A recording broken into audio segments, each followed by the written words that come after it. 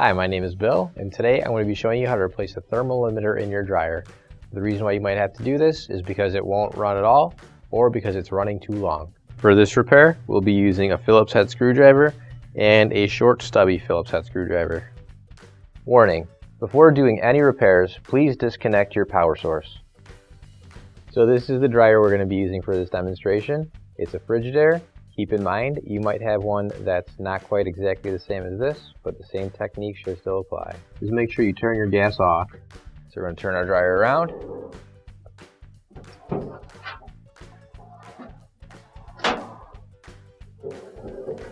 So we need to remove these two screws right here. We're going to be using a Phillips head screwdriver.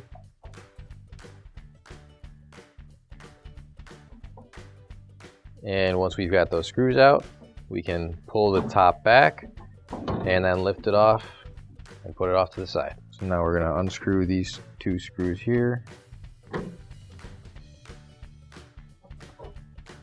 We'll take off the grounding wire. And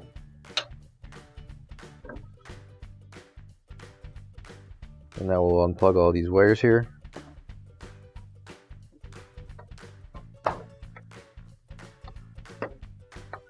And just make sure when you're removing these wires that you're pushing it on the tabs to release the wires from the board. So the next thing we're going to do is we're going to have 6 screws total we've got to remove. We've got 2 here, 2 inside the door, and 2 at the bottom.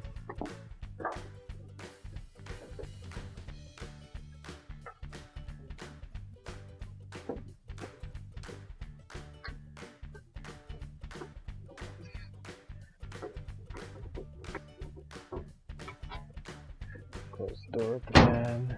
Now to make this a little bit easier, for the last 2 we're going to get a piece of wood and we're going to set it underneath the dryer.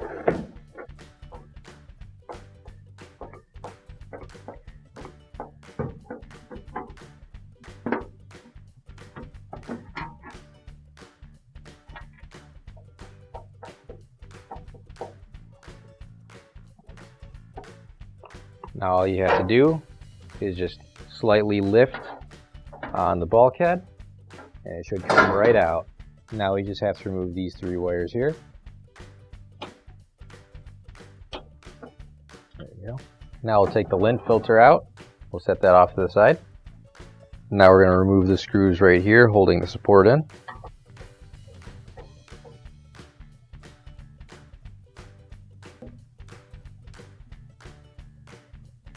Now I'm going to remove the 2 bottom screws that go to this bulkhead here.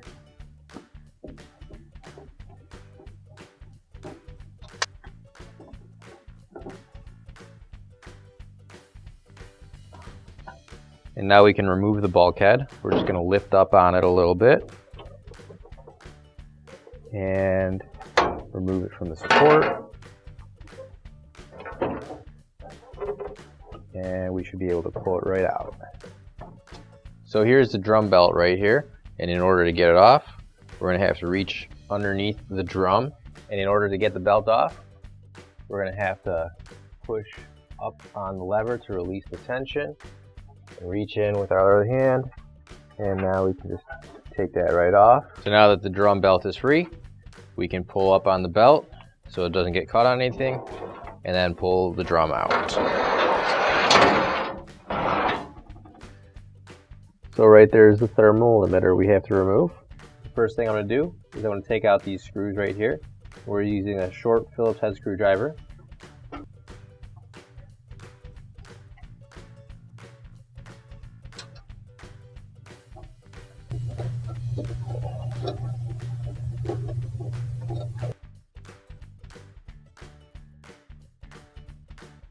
The next thing I'm going to do is unplug the wires that are attached to it. And all you have to do is pull them straight out. There we go.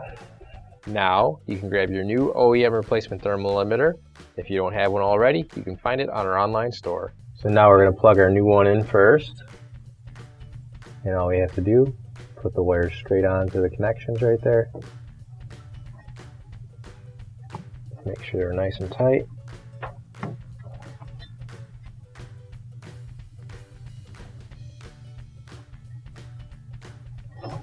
And now we can screw it back on. So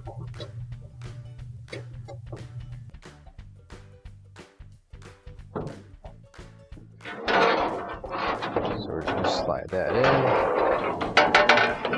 in, like so. Now to put the drum back on, we're going to take the belt, we're going to go on the other side of the wheel here, just like this, and we're going to lift it up,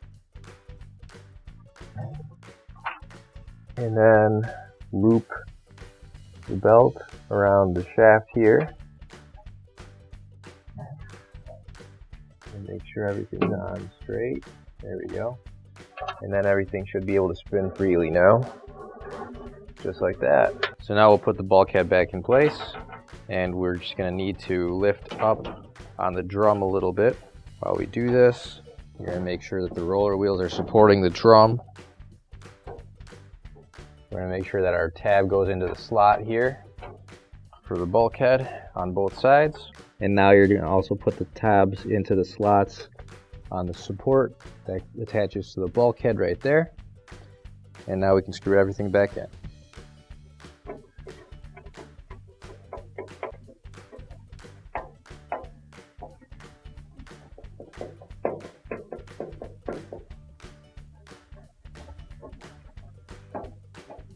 Now we'll put the lint filter back in.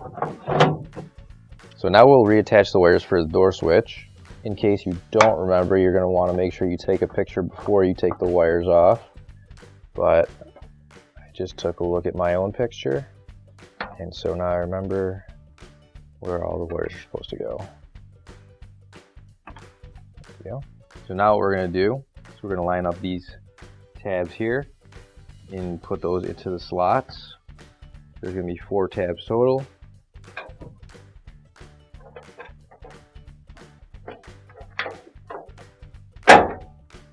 So now I'm going to screw in the screws up top first.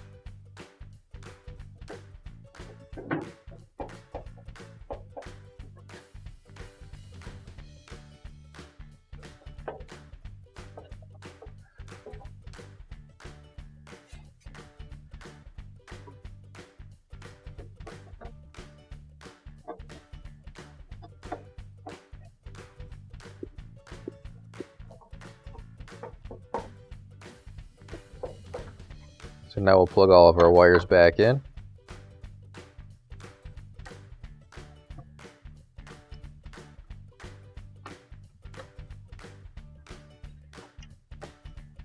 There we go. So now we're going to slide our control panel up, and you're going to line up the holes down here with the little tabs that are sticking out. And we're just going to reattach our grounding wire here. Now we're just lining up our holes and screwing it back in.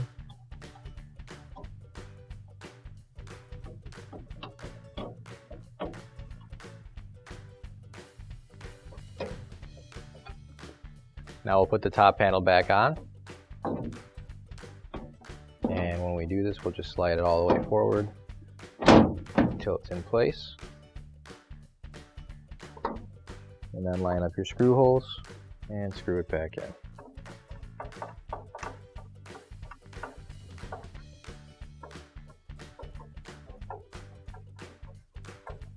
Now we can turn it back around,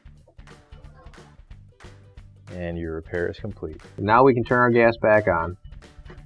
Finally, don't forget to plug in your appliance. If you need to replace any parts for your appliances, you can find an OEM replacement part on our website, PCApplianceRepair.com. Thanks for watching, and please don't forget to like, comment, and share our video. Also, don't forget to subscribe to our channel. Your support helps us make more videos just like these for you to watch for free.